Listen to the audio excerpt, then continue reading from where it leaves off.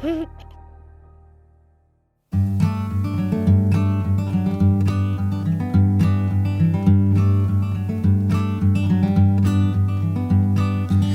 little thing you think that you need, every little thing you think that you need, every little thing that's just feeding your greed. Oh, I bet that you'd be fine without it.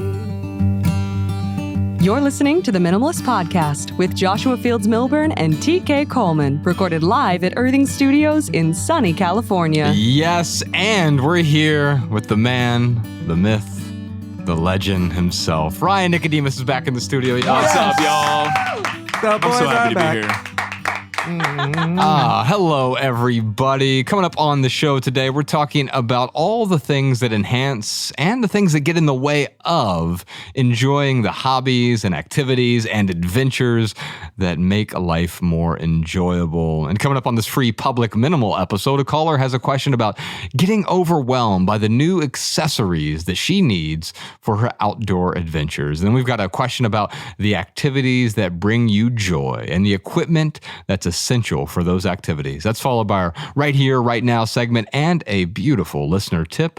You can check out the Maximal edition of episode 489. That's the full 2-hour episode where we answer 3 times as many questions on Patreon. The link is in the description.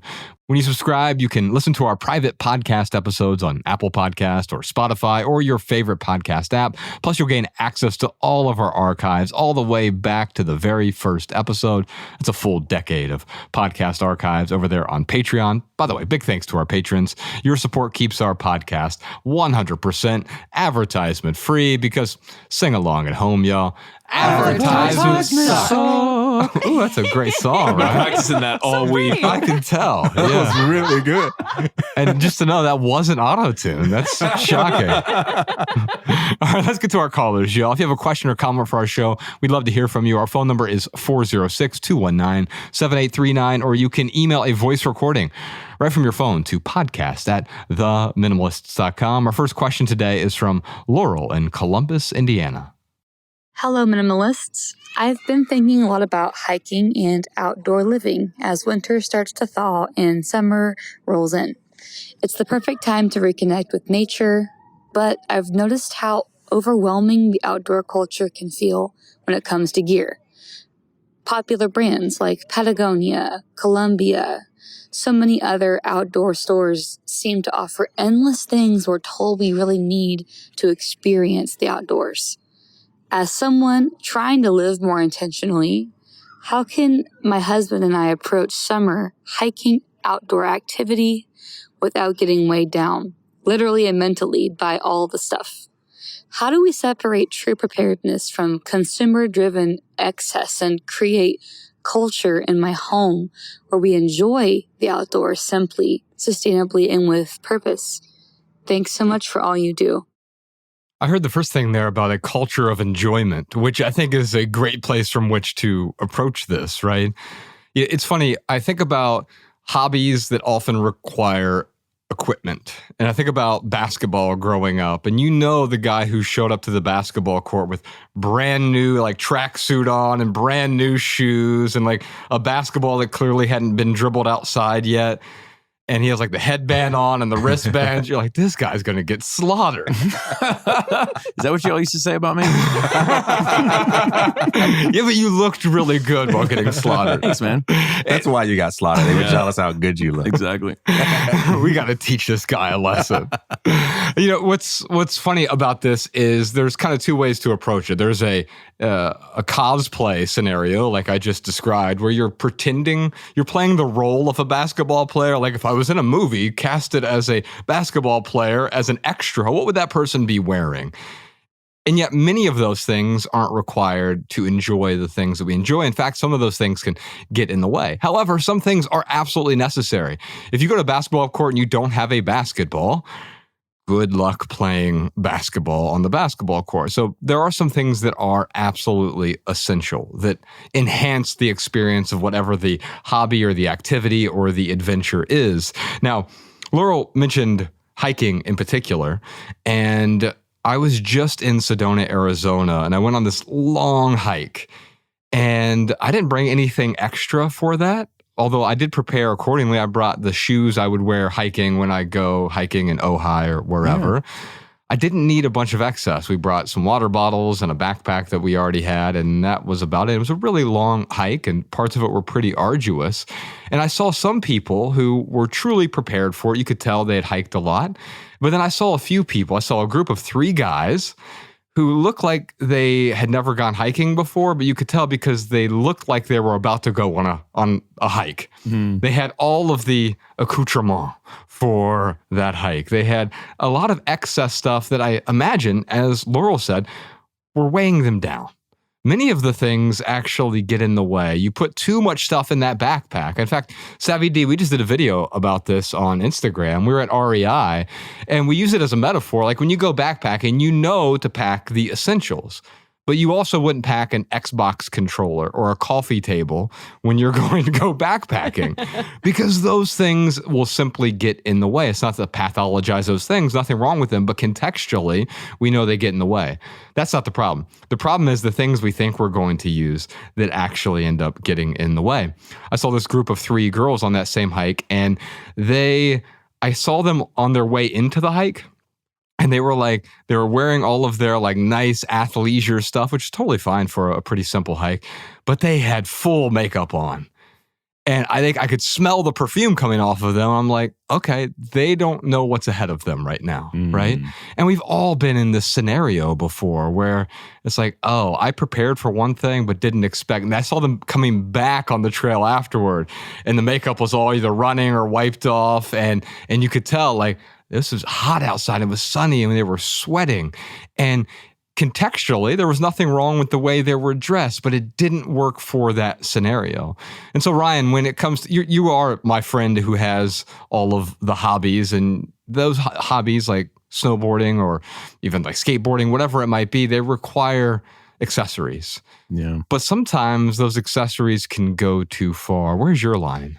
My line, I mean, I really try to carry as little as possible. So if I'm camping, it's funny. I was actually thinking, I'm like, if you go hiking, really all you need is a water bottle and shoes. Mariah and I were on a hike. It's called the Bridge to Nowhere. Amazing hike over in like the Azusa area. It's an all-day thing. It's like 11 miles in, 11 miles out. Wow. So hot.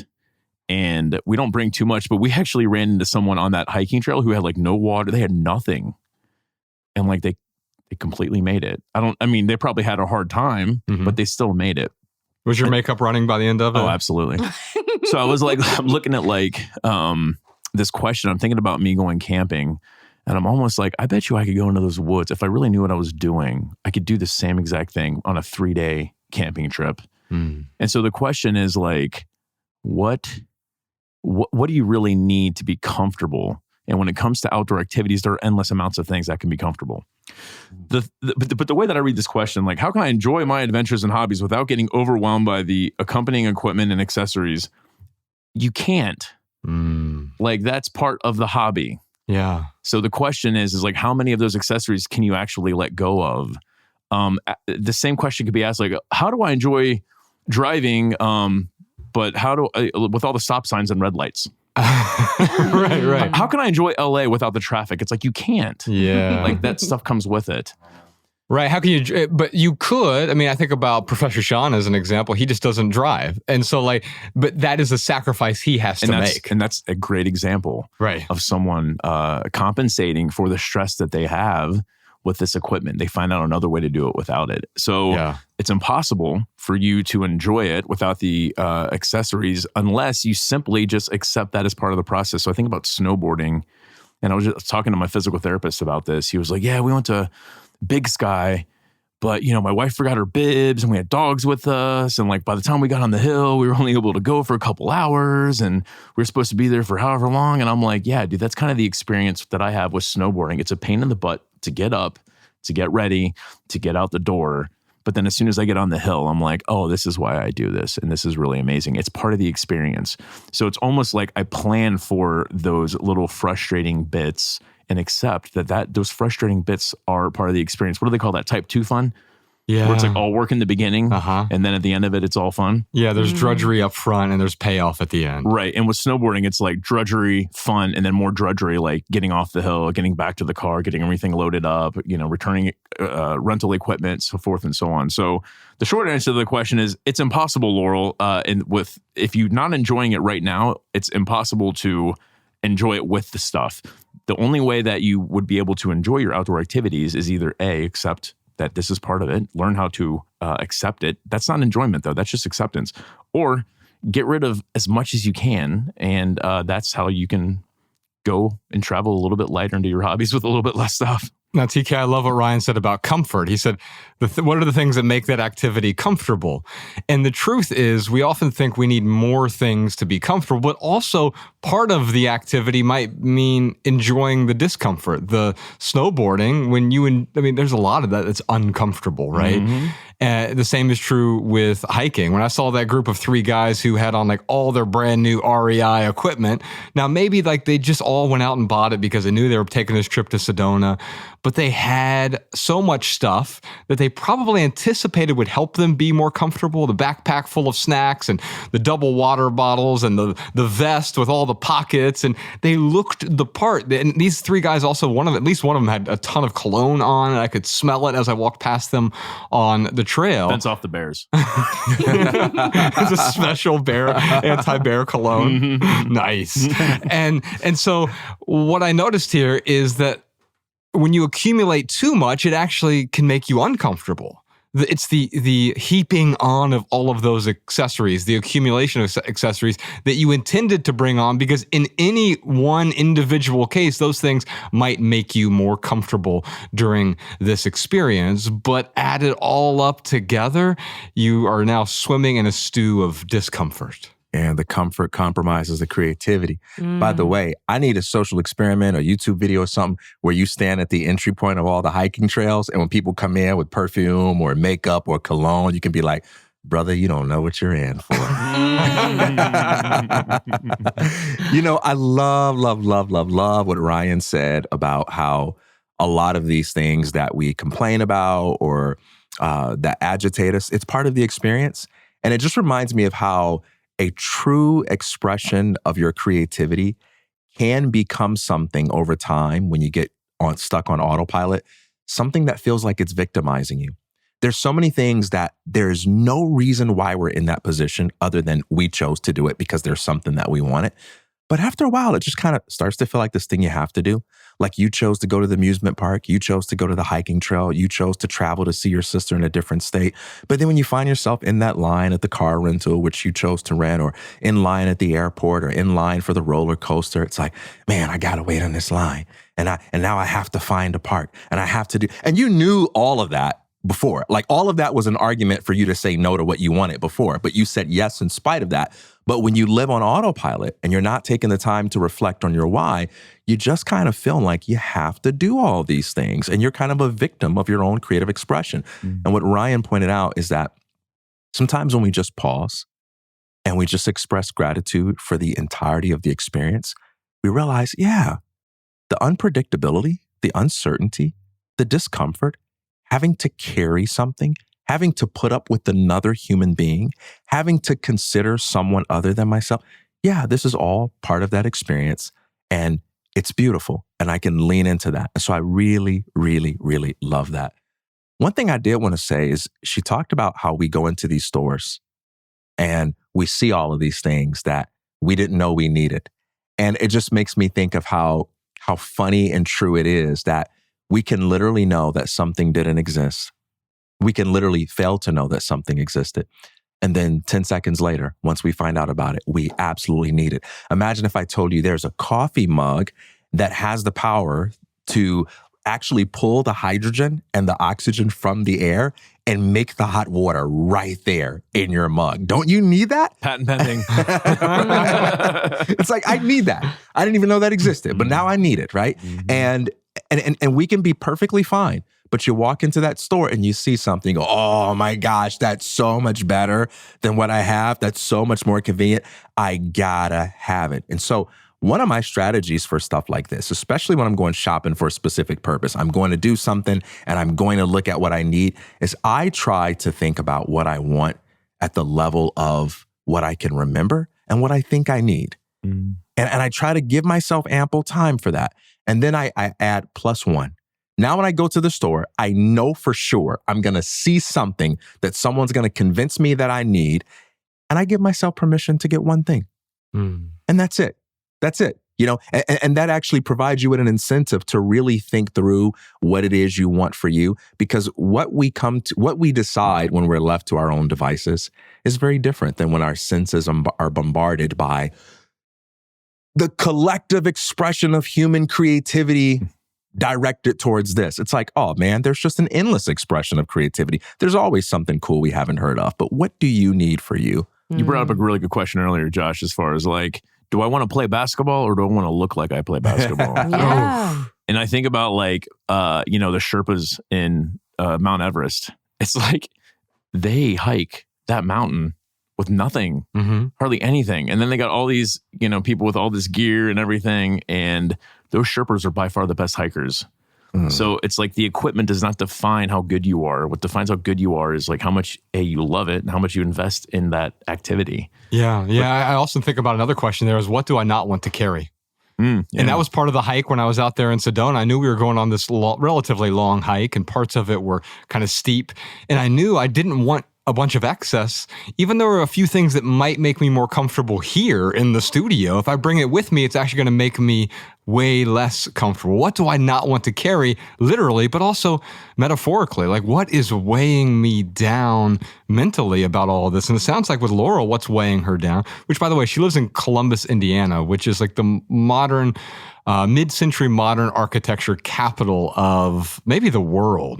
It's amazing. They made a movie about it. It's a dramatic sort of thing that happens in Columbus, Indiana. It's just called Columbus. And so there's something about appreciating the beauty of the city she's in. But in order to appreciate that, you probably don't need a bunch of excess accessories. As Ryan pointed out, you might be able to get rid of many of the things. What can I do without here?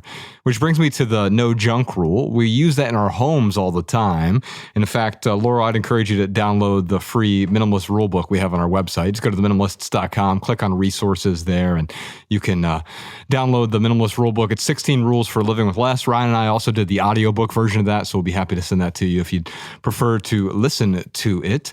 But the no junk rule, you look at your home, you say, everything in here goes in one of three piles. Literally everything I own. I don't care if you own 100 items or 500,000 items. Everything you own can fit in one of three piles. It's either essential, it's value-adding but non-essential, or it is junk. Unfortunately, especially with things like hiking or travel, when we pack a bunch of extra things just in case, contextually they may not be junk, but in this context, they often are junk. Or more often than not, they're these things that are non-essential, but they add value. The question is, in what context? Because yeah, water adds value for my hike. But if I need to pack 300 gallons of water, now all of a sudden it ceases to add value. It actually gets in the way. And that brings me back to what is essential for this. And then what few things do I need that might add value to this? And then for a short period of time, I'll temporarily deprive myself. I remove that from the equation. Okay, yeah, as Ryan said, maybe water is really helpful, but can I go on a short hike without water? Yeah, I do it every day in Ojai. I'll hike a couple miles and it's not a problem. I can drink water before I leave and when I get back home because I don't want to carry it with me. There's something about, I don't know, I've had this idea of like formlessness in my mind a lot lately. And I think about how someone who dresses up to look like the basketball player, they're so focused on form. They're not focused on the activity. And any activities we do, it's almost like with sports, let's just keep going with a sport analogy. Basketball is a sport, right? It's like that is formless. And the best basketball players are formless. Michael Jordan is Michael Jordan because that's who he is and he loved the game. No one else can have the same form he has.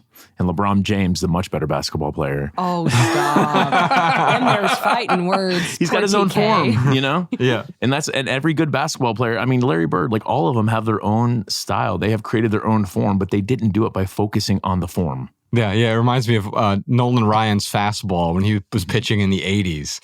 And I remember hearing about his fastball.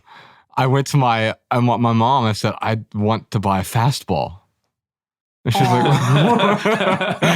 I thought the ball is the thing that made it go faster. That's awesome. As opposed to Nolan Ryan was the thing that made it go faster. And so the last thing I'll leave Laurel with here is a new way to think about it. We know about like wanting what you have as opposed to getting what you want. But in a weird way, wanting what you have is the shortcut to getting what you want.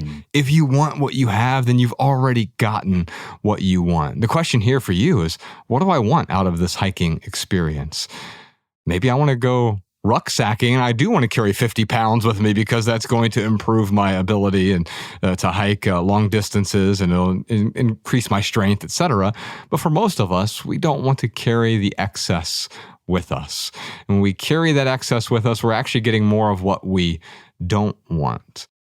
All right, before we get back to our callers, Alabama, what time is it? You know what time it is. It's time for the lightning round, where we answer the Patreon community chat's question of the week. Yes, indeed. Now, during the lightning round, we attempt to answer your question with a short, shareable, minimal maxim. You can find this episode's maxims in the show notes at theminimalists.com/podcast, and every minimal maxim ever at minimalmaxims.com. We'll also deliver our weekly show notes directly to your inbox, including 7 new maxims every Monday for free if you sign up for our email newsletter at theminimalists.email. We'll never send you spam or junk or ads, but we will start your week off with a dose of simplicity. What's the question of the week this week? What activities bring you joy, and what material things are an essential part of those activities? Ryan, before we get to our pithy answers here, I want to hear from some of our simpletons. Bama, what did our listeners have to say? Steffi said, I do fitness boxing, yoga, and Krav Maga, which requires gloves, mats, tape, sportswear, water bottles, and so on. But it's really fun, and it helps me relax my body and mind. Every piece of equipment has its place and does not get in the way. I think that is the essence here of what we're talking about. Every piece of equipment has its place and does not get in the way. Now, a fun little experiment, Ryan, might be like, okay, is there anything here that I could actually go without for a short period of time? Now, some things most likely not. You try to go snowboarding without the snowboard. I don't even know what you would call that. Falling? Yeah, falling, rolling down a hill. Well, it's interesting because like the Krav Maga, it's like, they didn't start that sport with those things. Oh, okay. That's just what we use now. Explain what Krav Maga is for the uninformed. It's a martial arts type. I think Mallory could probably explain it more. I'm not as familiar with Krav Maga, but it's martial arts, right? It's martial arts. I mean, look, what this immediately makes me think of is when I first started doing jujitsu, that requires a uniform because the uniform is a tool and a part of the martial arts. You are grabbing the lapel, the collar, the belt, the pants as a way to actually spar and roll with other people. And for me, I had just one uniform and I was training multiple times a week, and you have to wash it every time you use it because it's clean and it needs to smell nice. And it got to a point for me where I realized, I need more of this. Right. This is something that will actually help me and be less stressful for that. Then you look at like stuff like camping. It's like I've had a shiwi for like a 10-year period. I've never used it before. What's a shiwi? Oh my gosh. Okay. So for females that go camping and it's uncomfortable because you have to just kind of like squat in the woods, it's like a funnel that you use to where you can stand while you do that. And that was something that was brand new and was gifted to me, and I camp all the time, but I've never used it. So it's like I don't think I need this to augment my camping experience, but I do need a second and third gi because that is what's required of that hobby for me. Right. But yeah, so anyways, Krav Maga, yes, very cool. There's a bunch of different martial arts that require a bunch of different things, and depending on how seriously you want to take that and train it, yes, you can get the mats that are safe for you to be able to practice your drills and things. You can get the tape that helps your hands when they are calloused or cracked open or what have you. But it's good to be aware of that as you go and use what you need when you need it and tap into that community. Hey, does anybody have any extra tape? I rolled my ankle last week. Can I borrow some? Yeah. Like that's where that's really helped me with these hobbies that can be a little bit of a slippery slope because you suddenly need all of these things to make it more and more comfortable. But discomfort is part of that process. Right. Ryan, don't you like the fact that we were born with built-in he-wees? Yeah, lucky you. Yes, he-wees. I don't need to pack anything extra. extra. But she brings up a really good point. Needing an extra gi or 2 gi, whatever you need. Let's say, how many do you have now? 2 or 3? 3. Okay, so you have 3, and that's what you found to be appropriate for you. Mm-hmm. Now, let's say I gave you 30. Would that add 10 times more value? It add 10 times more laundry, that's for sure. Right. And I think the same is true with Ryan and snowboarding. Now, you can own multiple snowboards because there are different occasions, or Savvy D has a skateboard. I imagine you have more than one skateboard, don't you? It's honestly getting out of hand right now. I seriously, like, last week I had maybe 35 skateboard decks in my closet, and I just got a box from one of my sponsors of 12 more, which is such a good problem to have, and I'm blessed to be able to have that problem. But at the same time, I'm like, man, I gotta like get storage for this. But the dude's literally pro. Yeah. Like, and so my point is though, let's say you have 30 skateboards. If you brought all 30 to the skate park in one day, what's that going to do for you? Now that'd be a dilemma. He would be the most popular person there handing out skateboards. Right. But if you tried to use all of them, we know like now you have to pack it all in the car. You're doing a bunch of things that are superfluous. So Ryan, if you brought 5 snowboards to the mountain with you, 4 of them are going to get in the way. Of course. I mean, it's even like with the snow equipment, I bought like overalls and like a nice zip-in jacket. It's like a whole system that when I put it on, I'm like, oh my God, this is a game changer. But it was a game changer because like my butt wasn't cold all the time. And it really protected me from moisture and like it, whatever. But for a decade leading up to that, all I had was like a fleece and some crappy snow pants that got wet really easily. And I'd wear like jeans underneath of them, but I still snowboarded just fine. Yeah. And, very lucky and privileged to be able to like buy, this $500 zip-in system that because it's expensive stuff, man. And I am grateful to have it, but the truth is I don't need it and I would still snowboard without it. Right. That's that second category, the things that are non-essential, but they do add value to the experience. However, and part of that is through experimentation. Sometimes you have to rent these things before buying them if they're really expensive to see whether or not it makes sense. Because what happens is you buy the thing and you don't get the value you thought you were going to get on it. Just like when you buy a shirt and it looks way better on the mannequin than it does on me. Not Ryan. It always looks better on Ryan than it does the mannequin. But when you buy something, you imagine it's going to add all this value and then it doesn't. And so what we do is we keep holding on to it because we're holding on to the imaginary value of the thing instead of being willing to let go of the thing that doesn't actually add the value we thought it would. Man, you know what I love about Ryan and his embodiment of this principle is truly what gives meaning to things is he is always willing to try to find a way to do something he wants to do, even in the absence of the things we're all told we need in order to do them. I believe he would find a way to try to go skateboarding even if he didn't have a skateboard. I don't know what that looks like, but I think he's the brother that would try. And he doesn't even have to win according to anyone's idea of winning. I think he'd be like, oh, I'll go with you guys skateboarding and I'll just run around and jump around as you guys skateboard. But he would be there. He would try something. He would have a good time and he would never be the guy to say, well, yeah, I didn't try that thing that I wanted to do because I didn't have the things. And he would do that in a way that wouldn't require him to be dishonest about the importance of those things and the role that those things play. And I just think we need so much more of that. What you're describing is the man who invented parkour. You're telling me Ryan, like basically, I'll just go and jump around over things without a skateboard. And then I got my Heelys. Game changer. He just has one though, so he skates on the right foot really well. Dude, they literally make shoes with like grind plastic. What do you call those? The grind, like to grind a rail. Like they have little inserts plastic that kind of come to a triangle. So you on shoes. I guess it would be for parkour. They're like literally you could just like with your shoes grind a rail. It's insane. That's crazy. You It's definitely insane. would have done that as a teen. Yeah. Absolutely. Yeah. Parkour is like I did it the on Heelys most too. minimalist thing you can do because it's literally just you and your environment. And Right. it's like hiking, and it's so easy for us to overcomplicate that. I love that thought too, Bama, because what you're saying there is like, what's the minimalist version of X? And that's always a great question to ask. It doesn't mean you have to do it or want to do it, but you're like, hey, I'm at the skate park and I don't have a skateboard today. Well, what's the minimalist version? I could borrow one. That's a minimalist version. I could rent one. Okay, maybe if there's one available, right? I could go to Craigslist, see if there's one that's super cheap right now I could just play with. Or maybe, how would this look if I got rid of the equipment altogether? That's what I loved about TK when he said, what I love about Ryan? I thought he was going to say his BDE, his big declutter energy here. He's always willing to let go. We need to have a little dick joke on this thing. Post-production, Peter, you can add the dings in throughout the episode. I can't wait for the private podcast. Awesome. So good. Anyway, let's do one more listener here, and then we'll talk about our pithy answers. Perry had something for us. Perry said, trying to live sustainably brings me a lot of joy. And for that, I need various things like reusable bags, a sewing kit, jars that I can bring to bulk food stores, a set of travel cutlery, and a travel mug so I can avoid using single-use items. This is one of those things where if we play dress up with sustainability, it can be far, far worse. Now, this isn't Perry. Perry understands, like, I actually use these things.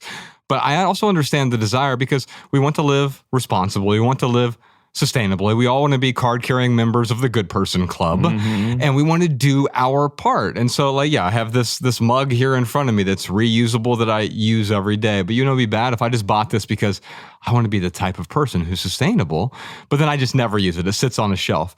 That happens all the time where we buy the canvas bag that's like the environmental equivalent of buying 1,000 paper bags. No problem at all. If I'm going to use it 2,000 times, I just saved 1,000 paper bags then, right? But if I just go buy all the nicest canvas bags or all of the Stanley Cups were such a big thing a year ago, and it's okay, nothing wrong with those things, but am I actually going to use them, or do I want to appear to be the type of person who is sustainable? Yeah. Do you guys think it would be a useful sort of litmus test to ask yourself, hey, where do I want to be comfortable and where am I willing to be uncomfortable? Yeah, and maybe even a third question on top of that, where do I want to be uncomfortable? Because that's where TK and Ryan make me super uncomfortable, especially Ryan, when we're together in private, very, very uncomfortable. Where do you think I get it from, Dad? Oh, I love when you call me Dad.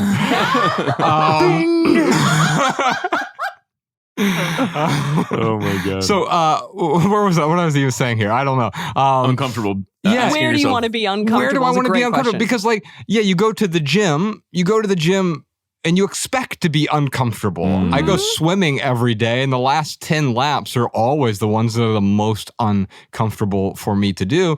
But that's where I want to be. Where do I want to be uncomfortable? I mean, when we're bored, really, really bored, it's because we're so damn comfortable that we're uncomfortable. Yeah. And we crave some adventure in the form of the discomfort of uncertainty, the discomfort of risk. Yeah. And maybe the shortcut for that, Ryan, sometimes is like, I'll just go buy the accessories for the thing that I want to do. And then it feels like a proxy for actually doing that thing without doing it. If I dress up like the basketball player or the hiker or whatever you want it to be, whatever sport you're going to play, activity, hobby, etc., if I dress up like that, then I don't even have to do the thing. I was cosplaying the whole time. It's almost like, to answer your question, TK, it's almost like, for me, I just accept being uncomfortable. And I don't even realize it. So with snowboarding, it's like I was so uncomfortable with like bad equipment that I was just like, oh, this must be part of the experience. And like hiking and sweating and, feet hurting and whatever. Oh, this must be part of the experience. And so it's not until like maybe I'm introduced to something like, I bought that zip-in stuff because my clothes were falling apart. And I'm like, oh, it is possible to be more comfortable. So I guess what I'm trying to get at is it's for me, it's not a measurement of like how much discomfort I'm willing to have. I just accept that like this stuff is uncomfortable. And if it's too uncomfortable, like when my clothes are falling apart, then I'm going to go look for some comfort, if that makes any sense. Yeah, makes plenty. Yeah. How about you, listeners? What activities bring you joy and what material things are an essential part of those activities? We have a lot of chat going on in the Patreon community chat. You can let us know over there. Patreon community chat, by the way, is free to join, even if you don't subscribe to the Minimalists private podcast. Okay, give me something pithy, TK. What activities bring you joy and what material things are an essential part of those activities? all matter matters. Wait, what? My pithy quote is, all matter matters, but only spirit makes it sacred. I love things, and I want a world filled with things, because it's things that makes the concretization of ideas possible. It's things that makes it possible for us to embody our values. It's things that make it possible for us to express our creativity. Things bring us together. You know, we connect over food. We say, let's get together over coffee. Guys watch sports and debate over it as a way of saying, I love you, without being too direct about it. We need things as a kind of medium through which we can channel our love and conduct our creativity. And I love connecting with people, and I think things make that possible. And it's not so much about pursuing the absence of things for me. It's about sort of introducing that sense of meaning that comes from recognizing that things are how we say I love you to one another, you know? Right. And there's something about the using of the things that's really important here. The things are not the important things. It's how we use them. They're part of the experience. Do they enhance my experience? Do they magnify the experience? Do they amplify the experience? Because yes, just having a basketball in your closet doesn't connect you with other people. In fact, it disconnects you even from yourself. It may even disconnect you from others. The hoarding of too many accoutrements, the hoarding of things gets in the way of the very thing that we hope to do. Which, that's my pithy answer here. The things are not the important things. But I got one other one for you as well. Happiness cannot be acquired. It can only be uncovered. We often seek the happiness externally, as though if I bought the snowboard, I bought the basketball, I bought the skateboard, I bought the jiu-jitsu gi, that's going to make me happy or fulfill me. It's not, but it's also not going to do the thing for you. Now, I do imagine there's a time when certain equipment and accessories, paraphernalia, the things that do enhance the experience. Savvy D, I'm wondering with you, was there a time where having fewer skateboards or maybe a less ideal skateboard actually improved your skating at all? I mean, right now I kind of have an overabundance. Yeah, right. You know But was there a time in your childhood where you were learning to skate? And this is a sincere question. I'm just wondering, was there any stumbles or sufferings that made your skill set a bit better? I mean, I think there's beauty in when you're first starting out skating, you just ride the shittiest piece of wood, you know? It's just like a plank at that point, and you're riding it for like a year straight, and it's just like unacceptable. Right. But when you're able to do a trick on that, then when you have a brand new board, it's like you can do anything, you know? Yes. And I feel like there's something beautiful about that. Yeah. No, I mean, it makes me think of my first snowboard and how I just thought that it was supposed to go that fast down the hill and that hard to ride. And then I got my second snowboard. Literally, I've run 2 snowboards in my life. And the second one, it was exactly what you're saying. Because I had practiced so much on that crappy board. Then I got the board that actually, maneuvered well, had good grip to it. Literally, the tag on it was pop higher and don't catch edges and all this gimmicky stuff. And as I'm using it, I'm like, oh my God, I can pop higher and I'm not catching edges as easy. and I am a better boarder because of it. But it's almost to what he's saying, there's a beauty in using a crappy piece of equipment and getting good with it. And then you get a good piece of equipment, you know what to do with it. Yeah. I think sometimes there's the opposite of that too. I think about when I bought a guitar, my first guitar when I was 26 years old. It's still the guitar I have now, that Taylor guitar that I've had for almost 2 decades. And I bought it because the novel I was writing, the main character was a singer-songwriter. And so I'm like, I need to at least embody him and better understand. And I went and started playing guitars, and I didn't like it very much. And then I played this specific Taylor guitar. I was at the Guitar Center in Dayton, Ohio, or near the Dayton Mall. And I pull it off the shelf, and I just start playing, and I'm like, oh, I want to play this. Not I have to learn this. I get to play this. And so sometimes when you find the right accessory, I don't need 100 guitars. I have one guitar that'll probably last me for the rest of my life unless I break it. And I get to play it as opposed to that's the thing that I feel like I guess I'll play that. That makes me think how I bought a mandolin not too long ago. And I'm about ready to get rid of it, dude. Because I don't enjoy playing it. It's I should have bought, I didn't want to get a full guitar. And I talked to Peter Dorn, and he's like, get one of those like little mini guitars. And I'm like, nah, I'm gonna do the mandolin. Because like at the scales, and like what I'm realizing is like, I just don't like playing a mandolin. Yeah. So same thing with the surfboard. When I lived in LA, like I surfed. Mm-hmm. And then when I moved, you can't surf in Montana. I mean, I guess you can on the river. Yeah, but I'm not that avid of a surfer. Yeah. That's just it. So I gave it away. Like actually it was much better given away than if I took it with me. I was throwing axes, and the dude who was showing us, like, you tip him at the end. Mm-hmm. And he had told me how he just moved to LA and how he wants to surf. I'm like, I'm leaving LA and I have a surfboard. I'm like, this is your tip. I'm going to bring it to you tomorrow. And he was so jazzed, dude. That's amazing. Like That's the beach awesome. and everything. Yeah, it was awesome. And imagine if you held on to that and you're like, well, I need a storage locker for it. Now you're paying to hold on to the thing that's no longer serving you. Driving out here with a surfboard on my roof, because that's what I would end up doing anyway. Man. Yeah. Just in case there's extra time. Oh my goodness, yeah. So I imagine the other question here, like, what things can I own that will make this activity more enjoyable? Mm-hmm. And what things are actually going to make it less enjoyable, less comfortable, less desirable for me? And we get back to Laurel's question or some of the questions that are coming up. I think that will be the theme here is like, okay, yeah, there are some things that I need. But what are those things serving? I'm not just buying the things to own the things, to play the role, to cosplay as some sort of basketball player or jiu-jitsu player. I am owning these things because they enhance the experience of the very thing that I want to do. Give me something pithy, Ryan, to round out the lightning round. Where's my answer? Here it is. Joy is the default state. It requires us to avoid unpleasant activities. So as Josh was saying, it cannot be it cannot be acquired. It is always there, and it has to be uncovered. I mean, a baby is born with joy. And if someone is not experiencing joy, it's not because they need to do more things. They need to figure out the things to do to bring them joy. It's really looking at like, what am I doing in my life that is covering up this joy? And it is removing the activities. It's not doing more activities. Right. What's going to bring that joy out of me? Because it is the default state, and we've simply covered it up with a bunch of clutter. All right, that's almost the end of page 1. We still have an entire switchboard of colors to talk to, but first, real quick for right here, right now, here's one thing that's going on in the life of the minimalist. We have some upcoming Sunday symposiums. We'll be in Orange County this month, a brand new venue. Savvy D and I were just out there. He found the most amazing venue in Orange County. We needed to expand a bit because last time we were in Orange County, there were people sitting on the floor on rugs and all this other stuff, and it was a great intimate experience.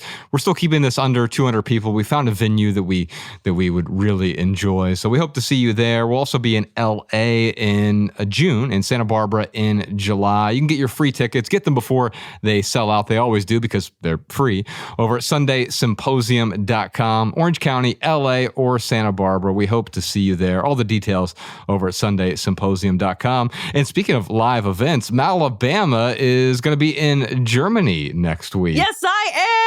Yes. I'm so stoked about this, you guys. I've been planning this trip for 15 years with my dad. Nice. And it's finally, the stars have aligned. We're going to go together. And I wanted to take a moment to just thank all of the people that have been emailing me and giving me an opportunity to practice my German and communicating with me in the FAMS chats. So for anybody that is in the Germany area during next week, I'm going to be just kind of meeting with folks at a beer garden in Cologne. We can grab a beer, say hi, and quiz me on my German, meet Papa Bama, I guess, if you want to. It's a very laid back thing, just as an opportunity to say hi, and you get to see my face, which I don't show often as a voice actor. But I'm really stoked to meet everybody. So if you're interested and you want to meet up, you can send an email to podcast@theminimalist.com, and we'll send you the details once we pick where we're going, what time we'll be there, but try to find something that's going to fit everybody, and we just have a beer and have a good time. That'll be the week of May 12th. And so anyone who's in Germany or might be in Germany, if you're interested, just send an email to podcast@theminimalists.com. We'll get that over to Mallory, and you can meet her in person. Yeah. And Papa Bama's really cool too. He's so cool. Yeah. I'm so stoked. He's literally a rock He star. does not speak German, but he is going to smile the whole time nonetheless. He's bringing his translator, so that's even better. Yeah, so you speak the language, baby. We're good. Oh, good. All right. Well, you can see us in Southern California, and you can see Bama in Germany next week. We hope to see you there. Bama, what else you got for us? Here's a minimalist insight from one of our listeners. Hi, Josh, TK, Malabam, and everyone behind the Minimalist podcast. This is Caroline calling from Australia, and I'm a Patreon subscriber. I'm sending a message to comment about how to minimize for neurodivergency. One thing that when I was diagnosed with ADHD 4 years ago, I did and helped me immensely was minimize social commitments, so clear my calendar and being quite intentional how I spend my weekends. Spending time in nature, and definitely rethinking about how environments impact me. And that might be donating things, but also moving things around, packing things away, not comparing yourself with others. Because I find minimizing noise was very important. And by noise, I mean other people's opinions. Like I also deleted social media, because I found social media was one more thing that made my attention go to a place that I didn't feel was productive. Because of time blindness, I didn't realize how much time I was spending on these platforms. So the moment I deleted all my social media, my life became increasingly better and more productive.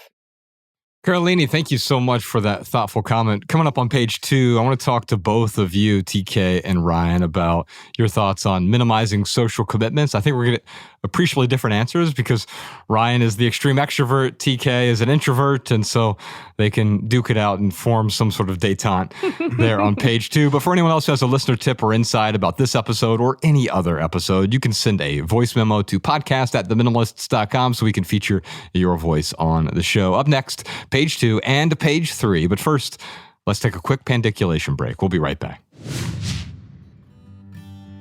All right, that's the first 33% of episode 489. We'll see you on Patreon for the full Maximal Edition with Ryan Nicodemus, which includes answers to a bunch more questions. Questions like, how can I declutter if my job requires me to hold on to a bunch of just-in-case items?